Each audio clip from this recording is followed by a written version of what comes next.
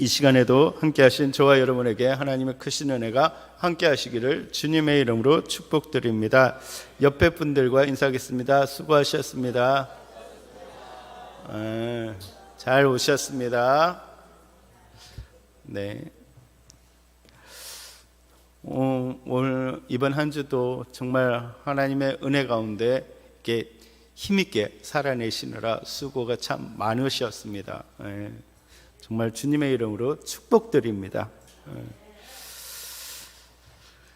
호세아서는 이사야와 동일한 시대적 배경을 가지고 있습니다.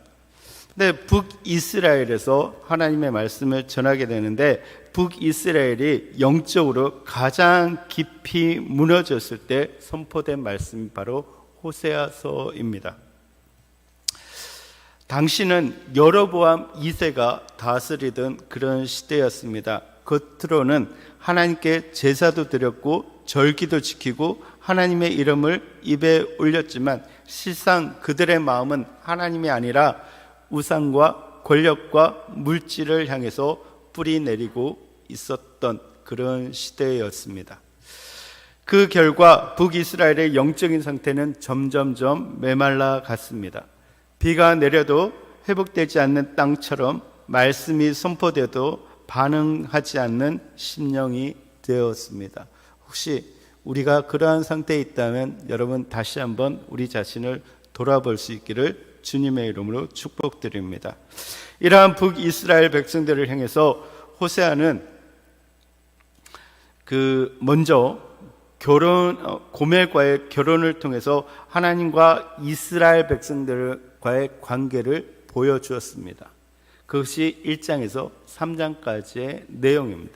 그리고 4장부터 13장까지는 8편의 설교를 통해서 그들에게 임할 엄중한 심판을 예언하면서 그들이 회개하고 돌아올 것을 호소하고 있습니다. 그런데 이제 14장에서는 마지막 9번째 설교를 시작하면서 호세아는 무서운 심판이 아니라 회복의 은혜를 선포하고 있습니다. 그래서 14장 1절을 보면 여호와 하나님께 돌아오라라고 호소하고 있습니다. 너희가 이렇게 많은 죄악 가운데 지내고 있고 그래서 하나님이 너희를 심판하실 것인데 내가 생각할 땐 너희가 너무 안타깝다. 그러니까 이스라엘 백성들아 돌아오라라고 호소하고 있는 것입니다.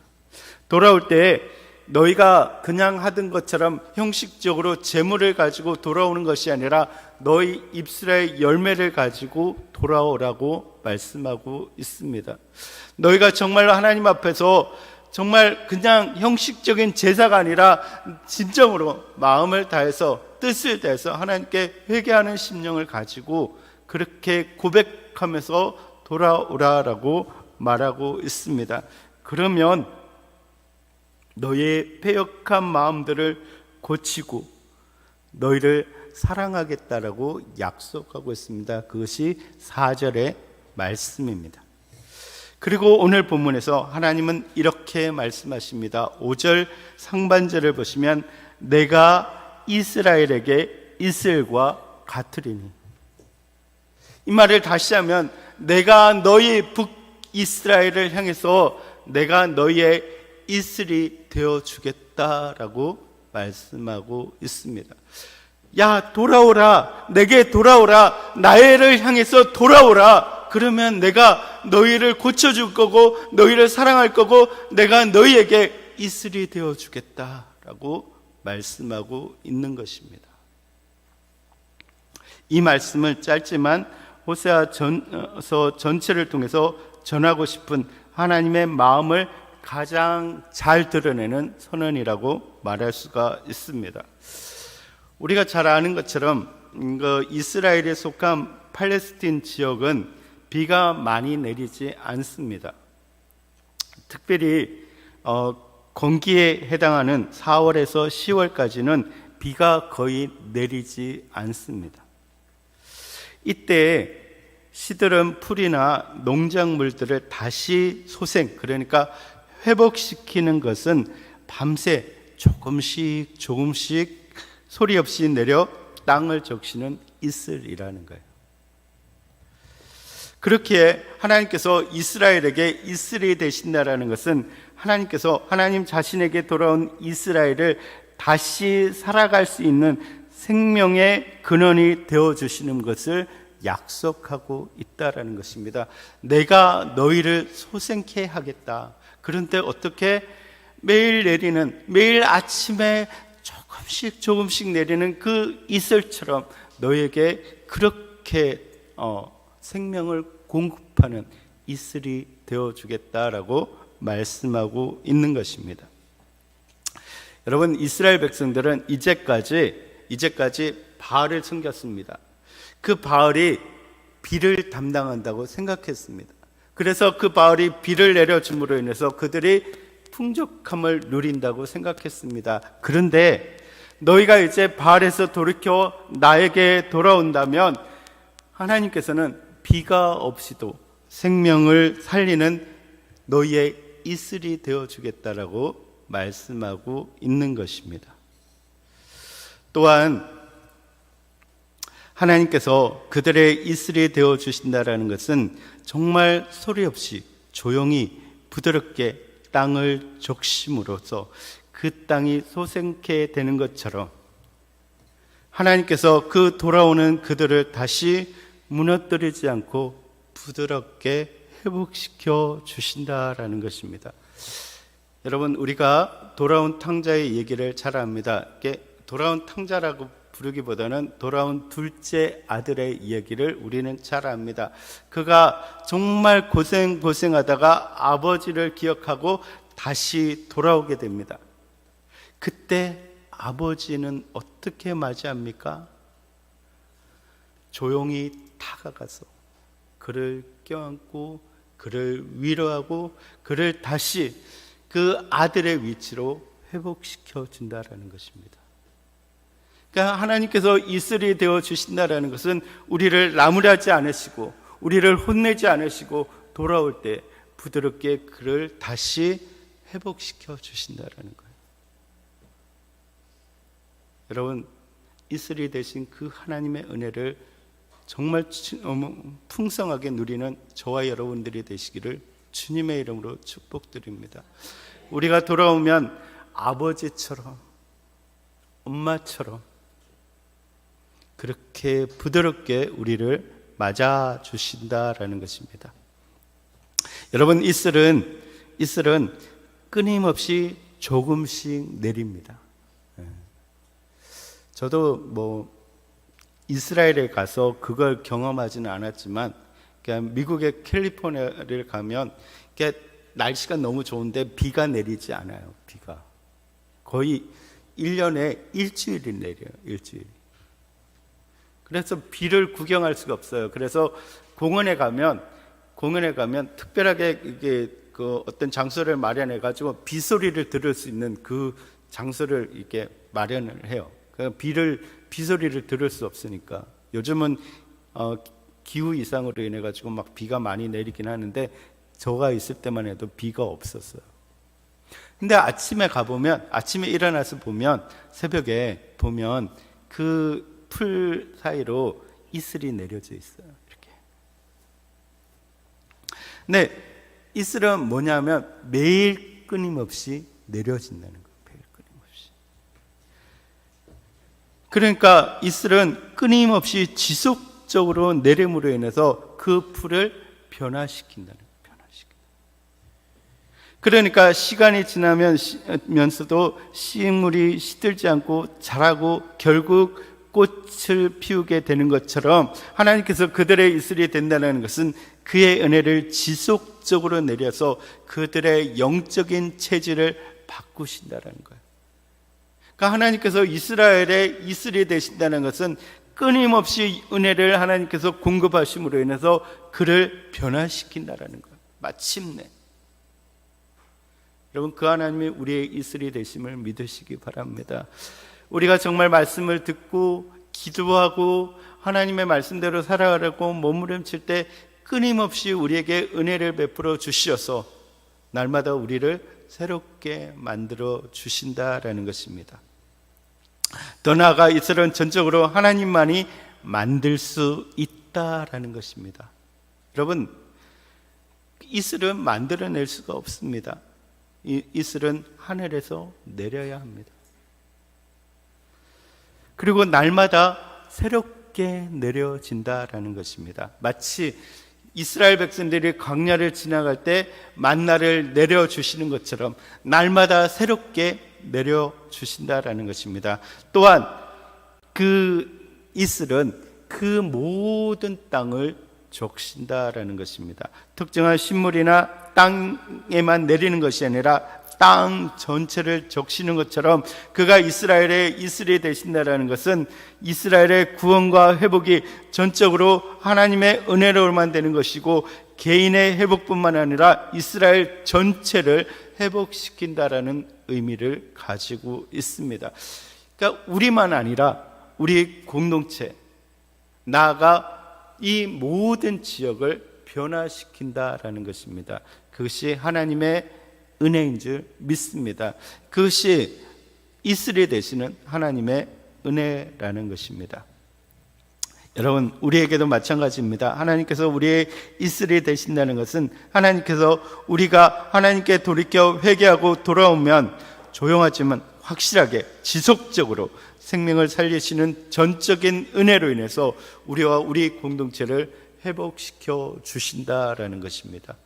그러한 은혜가 정말 2026년에 여러분에게 있기를 주님의 이름으로 축복드립니다. 그런데 이제 하나님께서 이스라엘이 돌아오면 이스라엘의 이슬이 되어 주시겠다라고 말씀을 하십니다. 그러면서 이제 이슬이 되었을 때 하나님께서 그 회복의 역사들, 은혜의 역사가 어떻게 진행되는가에 대해서 이렇게 확 나무가 자라는 그런 모습을 통해서 우리에게 설명해 주고 있습니다. 그러니까 회복 이후에 누리는 풍성한 은혜를 그 이미지로 보여주고 있다라는 것입니다. 말하자면 혹 세상에 향해서 내려졌던 저와 여러분의 마음의 뿌리가 돌이켜 하나님께로 내려진다면 하나님께서는 날마다 우리의 뿌리에 스며드는 이슬이 될 것이고 그 결과 뒤에 나오는 놀라운 영적인 변화와 열매를 맺게 될 것이라고 우리에게 약속해 주고 있는 것입니다. 먼저 보시면 하나님의 이슬이 임할 때 이스라엘은 백합꽃같이 피게 될 것이라고 말하고 있습니다. 제가 이걸 준비하면서 우리 최경인 권사님 앞에서 이 꽃 얘기를 하기가 좀 되게 쑥스럽더라고요. 그리고 또 혹시 틀리면 어떡하지? 이런 생각을 하고 열심히 찾아봤는데 우리가 잘 아는 것처럼 백합은 희고 향기가 좋고 자태가 곱습니다. 누가복음 12장 27절에서 예수님은 이렇게 말씀하십니다. 백합화를 생각해 보라. 실도 만들지 않고 짜지도 아니하느니라. 그러나 내가 너에게 말하노니 솔로몬의 모든 영광으로도 입은 것이 그 이 꽃 하나만큼 훌륭하지 못하였느니라. 그러니까 무슨 얘기입니까? 아무리 솔로몬이 그 멋진 옷을 입는다 할지라도 백합화 하나에 비교할 수 없다라는 것을 이야기합니다. 그만큼 백합은 아름다운 꽃이라는 거죠. 맞습니까? 네, 다행입니다. 근데 또 백합은 성장 속도가 매우 빠르다고 합니다. 그래서 이 백합은 순결과 아름다움 그리고 번성을 상징합니다.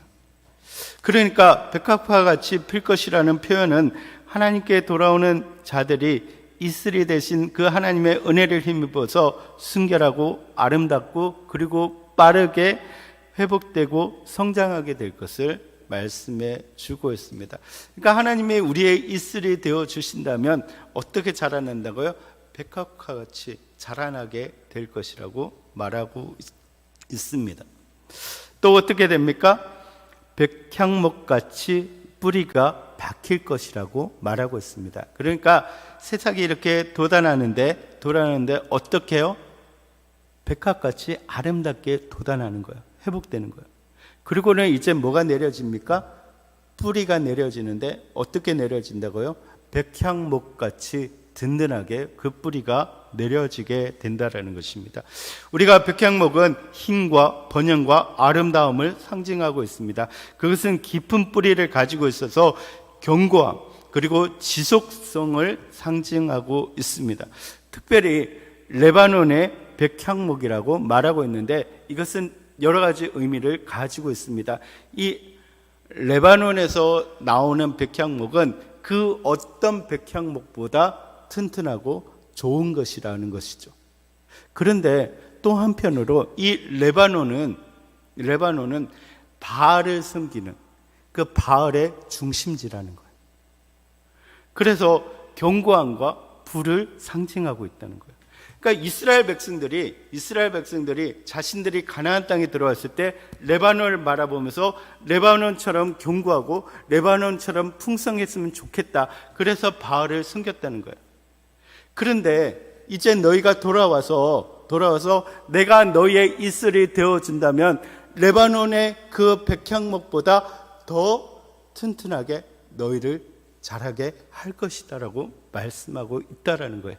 그러니까 바알이 아니라 너희를 견고하게 만들고 너희를 튼튼하게 만들고 너희의 뿌리를 강하게 만들어 주시는 분은 하나님이시다라는 것을 분명하게 이야기하고 있는 것입니다.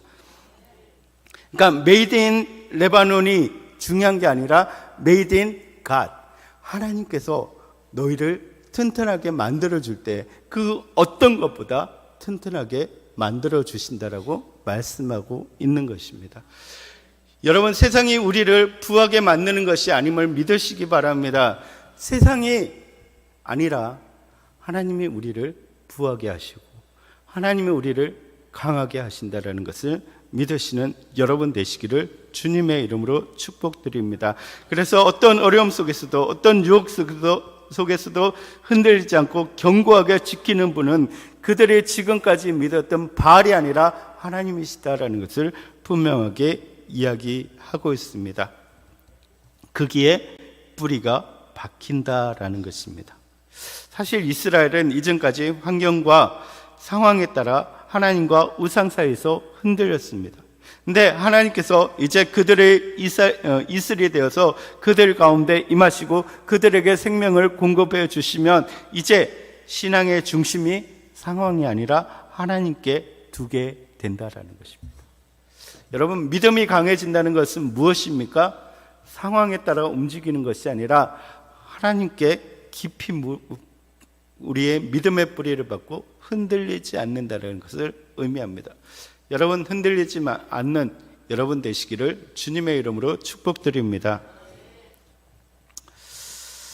그런데 하나님께서 보시면 백합화와 그 백향목을 동시에 말씀하시는 것은 그들이 돌이켜 하나님께 돌아온다면 하나님께서는 그들의 이슬이 되어서 외형적인 아름다움뿐만 아니라 어떠한 어려움과 유혹에도 흔들리지 않는 견고한 믿음을 갖게 하실 것이다. 그러니까 영육간에 강건하고 성숙하게 만들어 주시겠다라는 의미를 가지고 있습니다. 자, 보세요. 이제 삭이 아름답게 돋아났고 이제 뿌리가 내렸습니다. 그러면 어떻게 되겠습니까? 자연스럽게 가지가 나오게 됩니다. 그래서 6절을 보시면 가지가 펴지며라고 되어 있습니다. 이것은 뿌리가 깊이 박힌 결과라고 할 수가 있습니다. 나무가 뿌리가 깊어지고 견고해질수록 가지는 자연스럽게 확장되어 갑니다.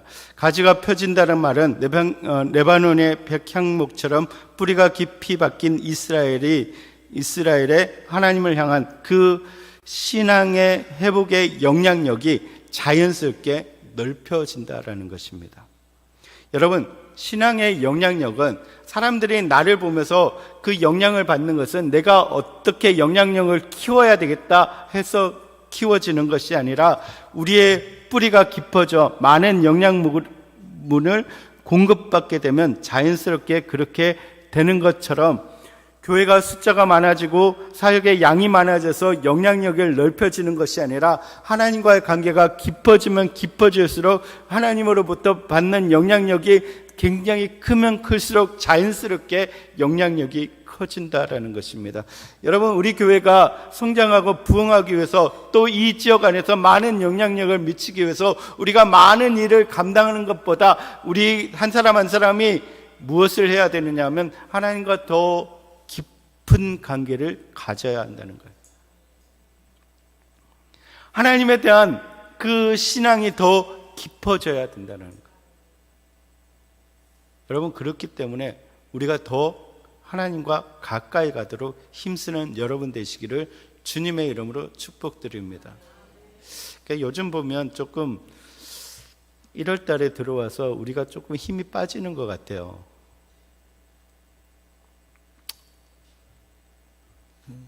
제가 요즘 새벽 기도를 보면서 참 마음이 좀 짠해요. 짠.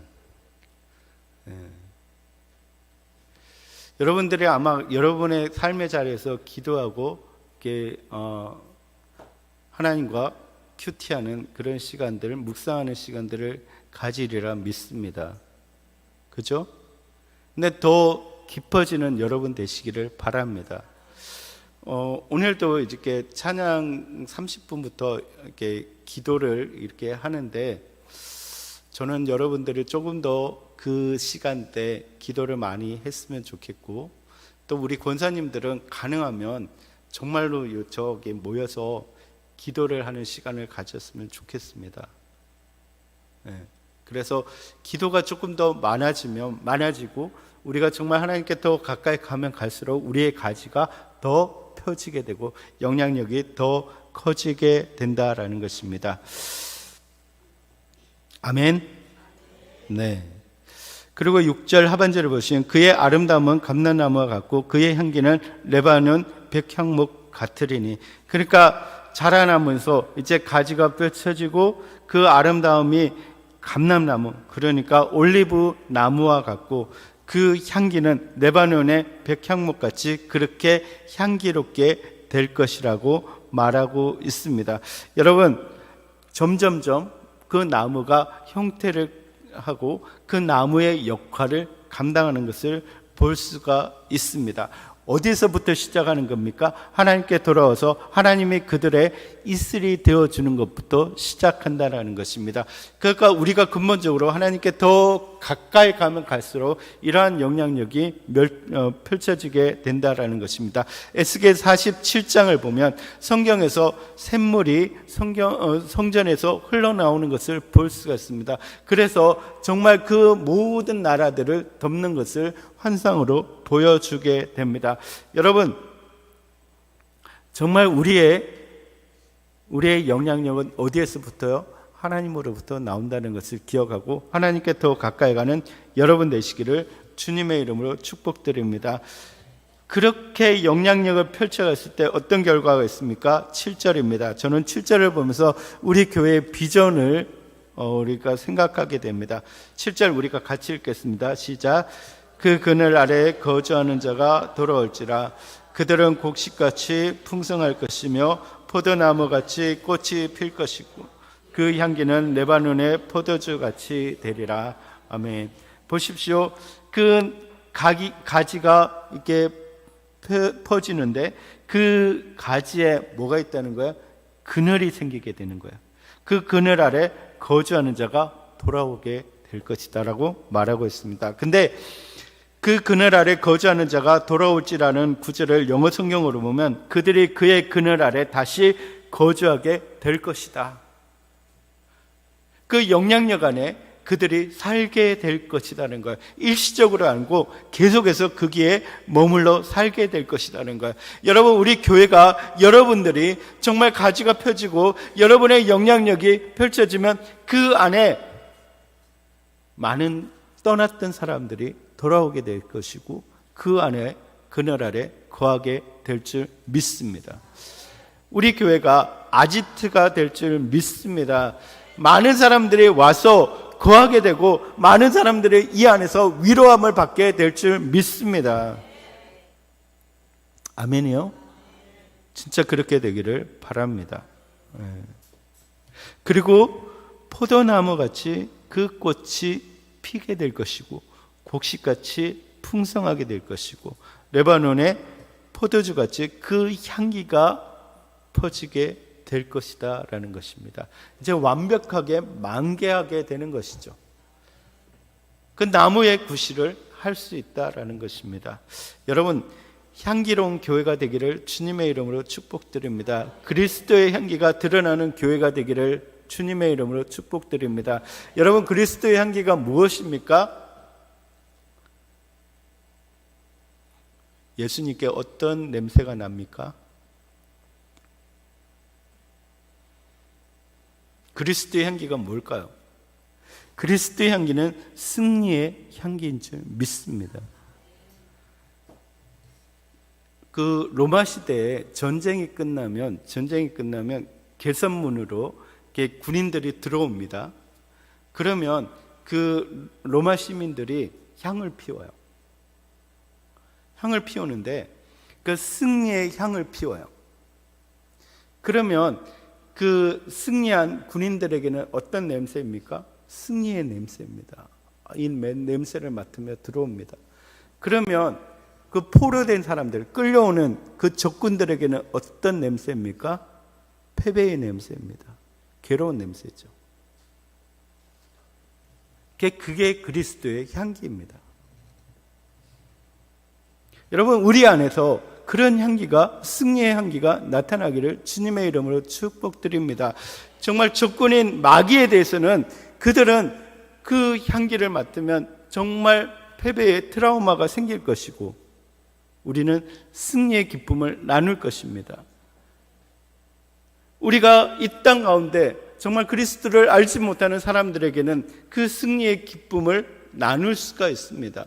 우리가 정말 살아감으로 인해서 영적으로 이기고 승리하는 그 모습을 통해서 그들은 우리 안에서 그리스도의 향기를 맡게 될 것입니다.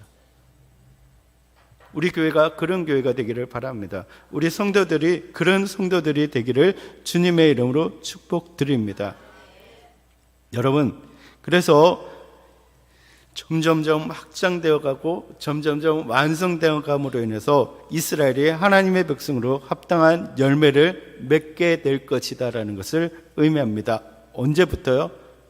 회개하고 돌아왔을 때 하나님께서 그들의 이슬이 되어 주실 때입니다. 여러분, 혹시 믿음의 뿌리가 하나님이 아닌 세상을 향해서 향해져 있다면 돌이켜서 하나님께 돌아오시는 여러분 되시기를 주님의 이름으로 축복드립니다.